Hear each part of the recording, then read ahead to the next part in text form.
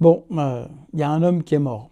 Il avait 100 ans, il a tenu l'économie américaine à bout de bras pendant 20 ans, et le marché, ce lundi matin, il a à peine haussé les épaules. Bon, en même temps, vous me direz, le marché se fout de tout en ce moment, sauf de la paix dans le monde, hein. Pas parce que ça va faire disparaître la faim dans le monde, mais surtout parce que ça va faire baisser le pétrole. Pendant ce temps-là, Google a perdu 269 milliards de market cap en une seule séance. SpaceX, l'IPO du siècle, était déjà de retour au guichet pour venir emprunter de l'argent, et le Nasdaq a dégringolé de 1,3%. Bienvenue en 2026 où tout se passe en même temps, où rien n'a de sens et où le seul truc cohérent, c'est l'incohérence. Je m'appelle Thomas Veillet, bienvenue dans ce Morning Bull Live et nous sommes le 23 juin 2026.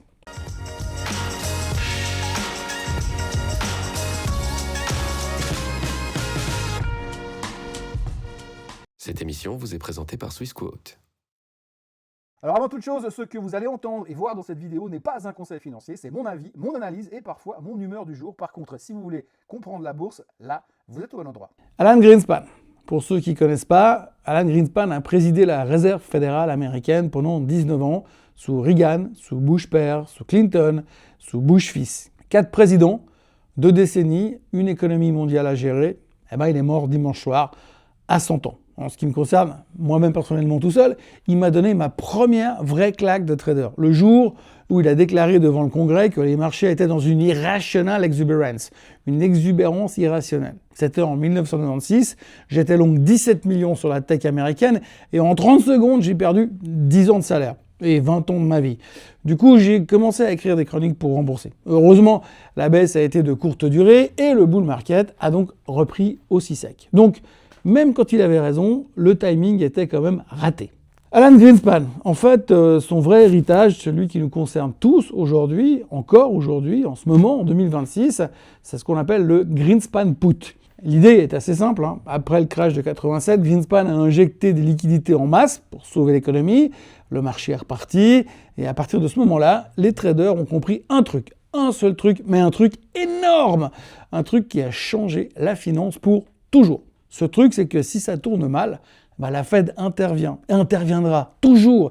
Il y aura toujours quelqu'un pour ramasser les morceaux. Donc autant prendre des risques, parce que la Fed ne nous laissera jamais mourir. Bulle Internet, taux trop bas, trop longtemps, la Fed a sauvé. Lehman Brothers, injection historique, la Fed a sauvé. Covid, bilan de la Fed qui explose, sauvé, encore. Et aujourd'hui, avec Kevin Warsh aux commandes, la question que Greenspan lui-même se posait en 2014, comment dégonfler le bilan de la Fed sans faire exploser les marchés? C'est exactement la même question qu'on se pose encore aujourd'hui. 12 ans plus tard, comme si on tournait en rond, la roue tourne, la dette monte et le put de la Fed est toujours là. Greenspan est parti à 100 ans en ayant survécu à tout ce qu'il avait lui-même créé et c'est quand même une forme d'ironie, j'ai envie de dire, presque parfaite. Bon, maintenant on passe à quelque chose de plus, disons, immédiat. L'évaporation de 269 milliards de dollars. C'est un poil moins que ce que les Ricains vont devoir filer aux Iraniens pour reconstruire ce que les Ricains ont cassé en Iran. Comme disait l'autre, quand tu casses, tu payes. Bref, c'est 269 milliards de capitalisation boursière effacée en une journée, évaporée. Parti, pouf, disparu de la capitalisation boursière d'Alphabet. Alphabet, la maison mère de Google. C'est la plus grosse destruction de valeur en une seule séance de toute l'histoire d'Alphabet. Et la cause? Une fraude massive? Un scandale comptable? Des résultats catastrophiques? Non, que nenni, 2 démissions. Juste 2 démissions. Tout d'abord, Noam Chazir, co-dirigeant du modèle Gemini chez Google DeepMind. Google l'avait récupéré via le rachat de Character AI, une opération avec une bricole de 2,7 milliards. Il repart direction OpenAI. Et comme si ce n'était pas suffisant pour torturer les actionnaires, John Jumper annonce également son départ la même semaine. John Jumper, rien à voir avec le cheval de Lucky Luke, hein. C'est juste un prix Nobel, rien que ça. Donc il a pris son prix Nobel et il est parti chez Anthropic. Le marché a répondu en envoyant Google chercher les moins 5% en clôture. Amazon, Microsoft, Meta, tout le monde a pris des claques dans la foulée et le Nasdaq a reculé de 1,3%. Maintenant, vous vous dites peut-être 2 départs, est-ce vraiment suffisant pour déclencher ça? La réponse est oui. Oui, parce que depuis 2 ans, ceux qui inventent un bear case sur Google, c'est le scénario catastrophe que les sceptiques agitaient.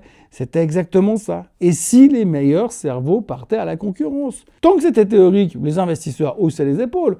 Le jour où ça devient réel, avec des noms, des destinations précises. Là, du coup, c'est plus théorique du tout. Google a dépensé des dizaines de milliards pour être le leader de l'IA et ses propres scientifiques préfèrent aller travailler ailleurs. C'est le genre de signal que le marché ne pardonne pas facilement, il faut le reconnaître. Pendant ce temps-là, parce qu'il faut quand même bien parler des taux, même quand personne n'a envie, Bank of America vient de retourner sa veste, complètement et proprement. Alors BofA était dans le camp des pro-baisse de taux, ça il faut s'en souvenir. Il n'y a pas si longtemps, hein. Et là, tout d'un coup, ils annoncent 3 hausses de taux d'ici décembre. Une en septembre, une en octobre, une en décembre. 75 points de base au total, ce qui ramènerait plus ou moins le taux directeur à 4,25, 4,50. Et pour les baisses? Alors pour les baisses, on a le temps. On en reparlera beaucoup mieux d'ici 2028. Alors pourquoi ce retournement? Bien parce que le corps PCE, l'inflation que la Fed surveille vraiment, pourrait pointer à 3,5 pour le mois de mai, soit 70 points de base de plus qu'il y a un an. Et Kevin Warsh a été limpide lors de sa dernière conférence de presse. La stabilité des prix passe avant tout, le reste, le marché du travail peut attendre, l'inflation, non. Ce qui est savoureux dans tout ça, c'est que BofA était justement dans l'autre camp il y a peu, hein. Comme quoi, il n'y a que les imbéciles qui ne changent pas d'avis. Les imbéciles et les stratégistes aussi. Maintenant, voilà où ça devient intéressant et un peu plus inquiétant aussi. Pendant que les taux devraient monter pour combattre l'inflation, le SOX, l'indice des semi-conducteurs, a enregistré 9 séances de hausse d'au moins 5% en 60 jours de bourse. Le seul précédent comparable, on le retrouve en janvier 2009 et avant ça, pendant la bulle Internet. Historiquement, ce niveau de volatilité haussière extrême ne s'est produit que pendant des marchés baissiers majeurs. Et là, l'indice est en hausse de 175% sur 12 mois, au plus haut de tous les temps. On a donc, on va dire, deux réalités parfaitement incompatibles qui coexistent tranquillement. Des taux qui devraient monter pour éteindre l'inflation et des semi-conducteurs qui s'envolent comme si les lois de la gravité avaient signé leur lettre de démission, comme les deux gars chez Google. Alors en tout cas, une chose est sûre, c'est qu'il y a un des deux à tort pour l'instant. Je vous laisse deviner qui, hein, mais Micron publiera ses résultats mercredi soir et ça, on en reparlera. Bon, puis maintenant, alors on va parler 2 secondes de SpaceX. Oui, encore SpaceX, je sais. Alors, oui, SpaceX, le 12 juin, il y a 10 jours, l'IPO la plus grande de l'histoire de l'humanité, blablabla, blablabla, 85 milliards levés, Elon Musk triomphal, les médias en transe, le prix de l'action à 225 $ au sommet et les shorts en PLS.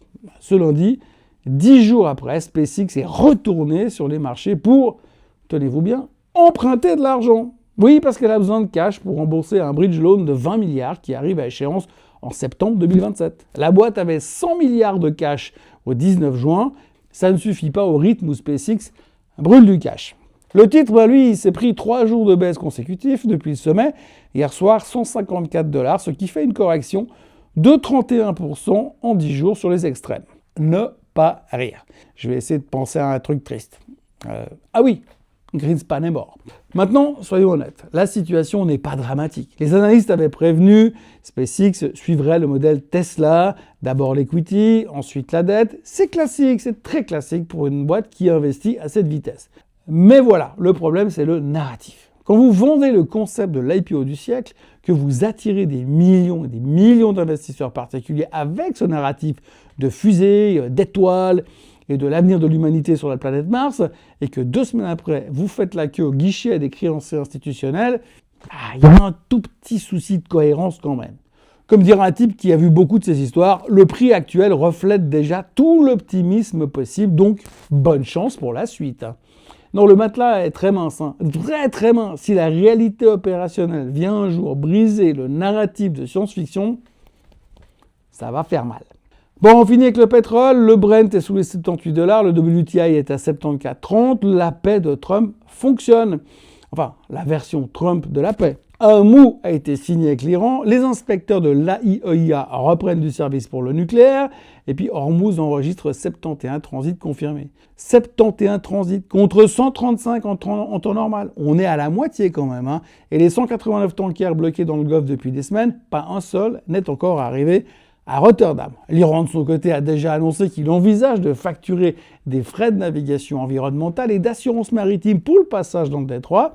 Traduction, même quand c'est ouvert, ça ne sera plus jamais vraiment gratuit. Et les marchés pétroliers ne reviendront pas exactement à ce qu'ils étaient avant, mais ceux qui pensaient qu'un accord signé résoudrait tout en claquant des doigts, ils vont devoir repenser un peu leur copie. Mais enfin bon, Pour l'instant, le marché croit au deal, le pétrole baisse, et c'est tout ce qui compte aujourd'hui. Une chose est sûre, J.D. Vance chantait victoire depuis nos monts sous le soleil, qui annonçait un brillant réveil, même si on sait, vous et moi, que rien n'est terminé. Et pendant ce temps-là, de l'autre côté de la Manche, le Royaume-Uni s'est réveillé lundi matin avec un Premier ministre en moins. Starmer a rendu les plaques. Nouveau gouvernement, rendement qui repartent à la hausse, une situation budgétaire qui commence à ressembler à l'Italie des années 90. Les marchés européens regardent ça avec un œil prudent, l'autre étant fixé sur la BCE et sur le CPI de cette semaine. Bref, tout va bien. Voilà où on en est en ce mardi 23 juin 2026. Greenspan est parti et le put qu'il a inventé est toujours parfaitement vivant après lui. Google s'est pris une droite de 269 milliards à cause de 2 démissions. SpaceX fait la manche 10 jours après l'IPO du siècle. Le Brent est sous les 78 $ grâce à une paie qui tient à moitié. Le Nasdaq recule et Bank of America nous annonce que les baisses de taux, c'est pour 2028. Au mieux. C'est une semaine qui commence, il faut le dire, avec beaucoup de bruit quand même. Et elle va se jouer sur un seul événement, les résultats de Micron qui sortiront mercredi soir. Si les marges opérationnelles confirment les modèles qui tablent sur 70% à long terme, on aura le narratif haussier pour les 2 prochaines semaines. Les semi-conducteurs repartent, tout le monde respire. Sinon, il va falloir s'accrocher quand même au pinceau pendant qu'on enlève l'échelle. Voilà, n'oubliez pas de vous abonner, de liker, de partager, de commenter. Et moi, je vous revois demain depuis Toronto, si tout va bien. Belle journée à tous, prenez soin de vous et bye bye. Ce contenu est informatif et éducatif destiné aux personnes connaissant les marchés financiers. Il ne constitue pas un conseil en investissement, juridique ou fiscal. Le trading et l'investissement comportent des risques, notamment la perte de capital. Les CFD et actifs numériques sont volatiles et ne conviennent pas à tous. Swissquote décline toute responsabilité quant à l'exactitude du contenu ou aux pertes liées à son usage. Produits et services disponibles selon la législation en vigueur.